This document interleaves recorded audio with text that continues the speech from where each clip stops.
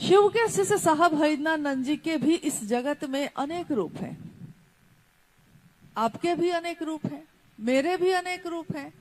एक ही इंसान, एक ही व्यक्ति, उसके कितने रूप हैं।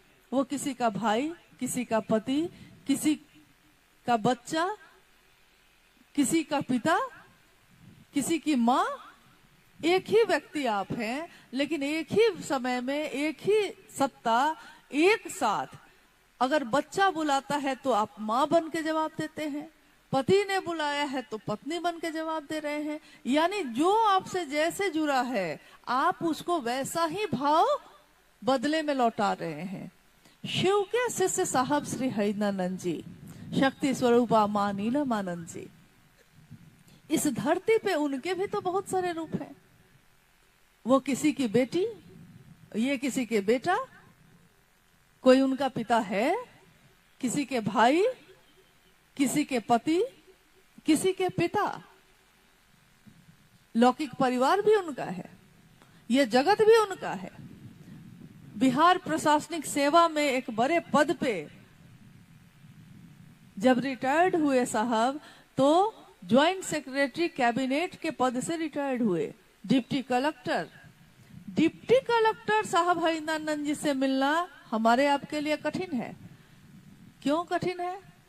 क्योंकि किसी बड़े अफसर के घर में आप सीधे नहीं जा सकते। दरवाजे पे कोई होगा, रोकेगा, समय लेना पड़ेगा आपको, काम होगा, वो मिलना चाहेंगे तब ना मिल पाइएगा। यानी कठिन है। किसी के भी घर में आप सीधे तो नहीं चले जाते।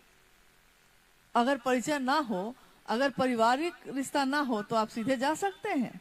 नहीं जा सकते। यानी लौकिक और जितने भी रूप हैं, उस रूप में इतना नजदीक आना उनके मन से कठिन है। लेकिन शिव शिष्य साहब हरिनानंद जी से, जो शिव का शिष्य हैं, उनसे मिलना बहुत आसान है। क्यों?